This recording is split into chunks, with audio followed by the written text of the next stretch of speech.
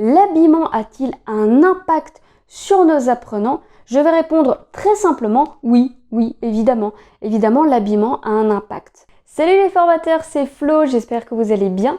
Aujourd'hui, je réponds à la question d'Abdoul qui me demande est-ce que l'habillement a un impact sur les apprenants? Est-ce que le fait d'avoir ce petit haut à fleurs a un impact? Est-ce que le fait d'avoir un style différent a un impact? Oui, bien sûr. Et lorsque j'animais en présentiel, j'étais extrêmement vigilante à l'habillement que je pouvais avoir pour donner une première bonne impression. Et aussi pour répondre à l'image que mes apprenants ont. Et on le voit évidemment, je suis dans ma salle de formation, j'attends que mes apprenants arrivent, ils se sont imaginés des choses. Et là, on vient faire coordonner les images avec la réalité. Ah, je vois des ordis, ok, la salle est en U, il y a un double écran, il y a un paperboard évidemment, un whiteboard. Et comme image, ce que je voulais leur rendre, c'est une image accueillante. Donc j'avais toujours un énorme sourire, même si au bout d'un moment ça me faisait mal aux zygomatiques, c'est pas grave. Je voulais montrer du sourire, montrer de la chaleur. Je vous accueille, je suis ravie d'être là, bienvenue chez moi.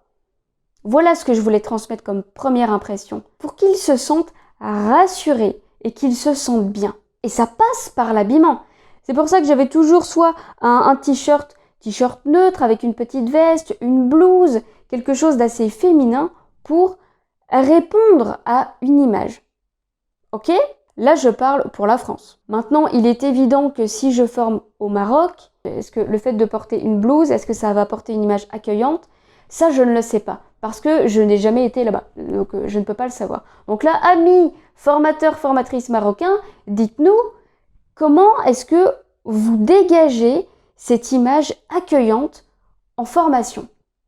Vous êtes dans votre salle de formation, comment allez-vous vous habiller pour montrer à vos apprenants « Bienvenue chez moi, je vous accueille avec le sourire ». Quel est l'habillement qui montre cet accueil-là? Là, vous êtes les seuls à pouvoir nous répondre. Et vu qu'on a des amis canadiens, eh bien, je vous pose la même question.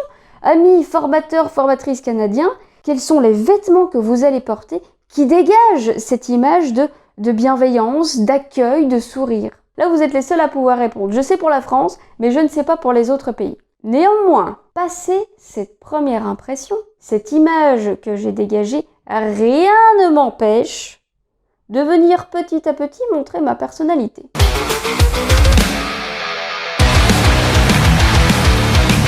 Si j'ai un style plutôt gothique, plutôt métalleux, eh bien rien ne m'empêche petit à petit de venir éduquer mon public pour lui montrer à la fin, je suis habillée en noir, j'ai mes petits pentacles accrochés au cou, mais ça passe.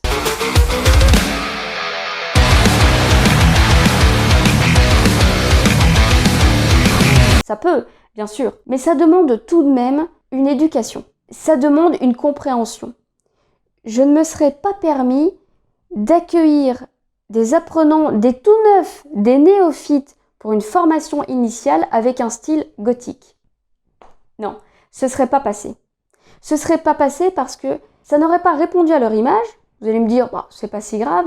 Non, c'est pas si grave, mais je vous rappelle que moi, mon objectif, c'est de montrer une image accueillante, bienveillante, de montrer de la chaleur, du sourire. Et si je viens habillée en gothique tout en noir, je ne montre pas cette image-là. En tout cas, ce n'est pas l'image qu'ils ont en tête. Et du coup, il va y avoir un petit moment de compréhension. Qui est cette personne? Comment est-ce que je la jauge?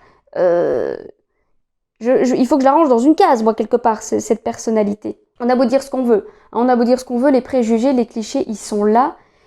Et la première impression que vous donnez à une personne, elle va vous ranger dans une case. Si quelqu'un est habillé en gothique, on va se dire, bah voilà, je me fais une image du gothique. Alors qu'il fait du cosplay ou qu'il est emo ou que sais-je. Voilà.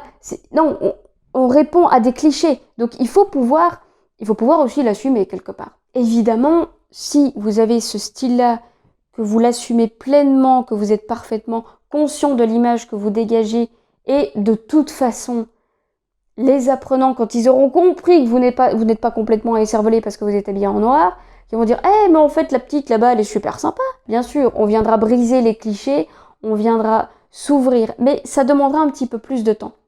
Voilà, c'est juste ce message que je veux faire passer. On peut très bien avoir un habillement complètement différent, mais derrière, ça va demander aux apprenants du temps pour vous connaître, du temps pour vous accepter. Donc il y a juste ce petit sas-là du début qui va être un petit peu plus long que si vous répondiez à l'image qu'ils s'en faisaient. C'est tout.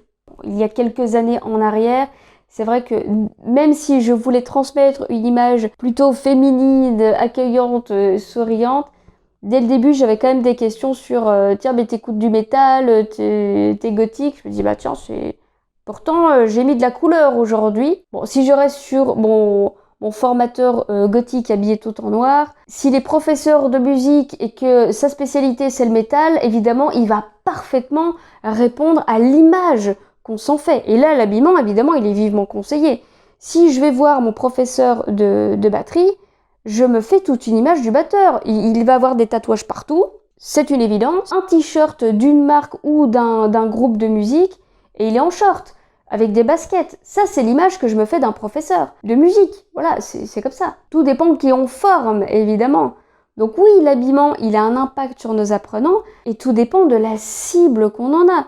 Dans mon centre d'appel, évidemment que je dois avoir cette image féminine, souriante, bienveillante, accueillante. C'est l'image que je voulais dégager, ok?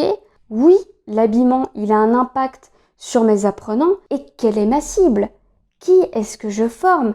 Quelle image ces apprenants se font de moi? Et est-ce que moi, je vais répondre à cette image ou est-ce que je fais autre chose? Il est tout à fait possible d'avoir son style à soi, de l'assumer pleinement. Sachez simplement que si vous sortez des codes, il y aura un temps de compréhension, il y aura un temps d'acceptation qui va être un tout petit peu plus long. Voilà, c'est simplement ça. Je vous le dis en toute connaissance de cause, parce qu'évidemment, je suis déjà arrivée habillée tout en noir. Mon style de musique se reflétait sur mes vêtements. Et forcément, mes apprenants venaient me poser des questions. Ah, c'est sûr que les métalleux, ils me reconnaissaient tout de suite. Mais j'étais tout de suite acceptée. Bah oui, j'étais comme eux. Ils reconnaissaient l'image. Ah, mais c'est une métalleuse, elle est habillée en noir, ok, c'est bon. On l'a mis dans la petite case qui correspond bien à l'image qu'on s'en fait. Donc ça, c'est un public que j'avais. En revanche, les autres, il y avait un petit recul. Alors attends, qui c'est? Comment? Donc oui, clairement, l'habillement, il a un impact sur les apprenants. Et les questions que vous devez vous poser, elles sont simples. Quels sont mes apprenants? Qui est cette cible-là? Qu'est-ce qu'ils se font comme image d'un formateur? Et est-ce que je viens répondre à cette image qu'ils se font ou est-ce que je viens complètement casser les codes? Je vous invite néanmoins à partager vos avis juste en dessous. Racontez-moi vos histoires, moi je suis toujours très curieuse de vous lire.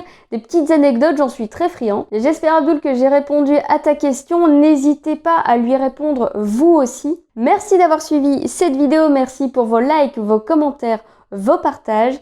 Et je vous retrouve la semaine prochaine pour une nouvelle vidéo.